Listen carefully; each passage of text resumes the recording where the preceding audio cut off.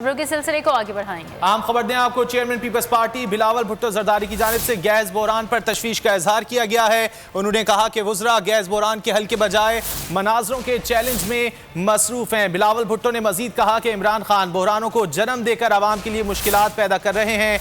मसाइल से निजात का वाहिद हल हुकूमत का खात्मा है। गैस बहरान की वजह से अवाम एक वक्त के खाने के लिए दरबदर हैं। हुकूमत बर वक्त LNG मंगवा लेती तो गैस की किल्लत ना होती। Chairman peoples party Bilawal Bhutto ने गैस बहरान पर हुकूमत को तनकीद का निशाना बनाया है।